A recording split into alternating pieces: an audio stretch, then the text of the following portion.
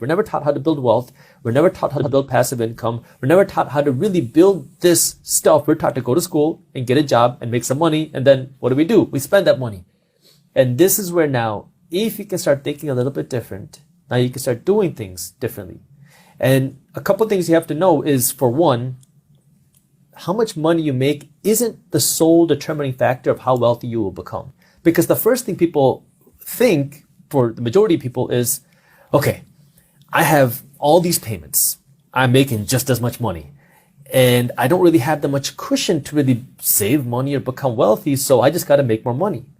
But statistically, what we have seen is, for the majority of Americans, when you make more money, you dig yourself into a deeper financial hole. Really? Yeah, because now when you make more money, you qualify for more loans, you qualify for higher credit limits, for higher credit cards. You pay more in taxes. You pay more in taxes, and we'll talk about that too. But now you spend more money. And statistically, this is what we have seen happen, which is why for the majority of people, you make more money, you end up even broker. Wow. And what's interesting is, now if we kind of take a step back and we zoom out and we say, okay, how did we become wealthy? Somebody making $50,000 a year can become wealthier than somebody making $100,000 a year. And when you hear that, you might say, wait, how is that possible? Well, if you just look at the numbers, you can kind of see what happens. Because if you have two people, person A, person B, person A makes 50 grand, person B makes 100 grand, they both invest 15% of their income. So that means person A is investing $7,500 a year, person B 15% of $100,000, $15,000 a year.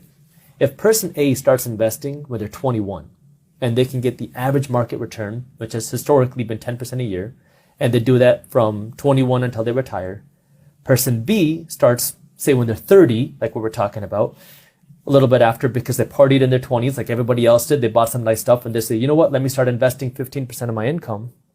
If person B starts investing twice as much money, because they're making twice as much money, they're going to retire with not as much wealth as person A. Person A will have over $1 million more in wealth, even though they make half as much money. They're investing half as much money because they started a little bit sooner. Now, if you're 30 and you're hearing this, you might be saying, well, what am I supposed to do now? Are all of my options gone? No. What I'm saying is, this is where financial education is so important. Time is just one factor when it comes to building your wealth. There's a couple other factors that I want to go over that will determine how you will become wealthy. But this is where that financial education is so important. It's not just how much money you make that matters. It's what you do with the money you make. And that will determine how wealthy you will become.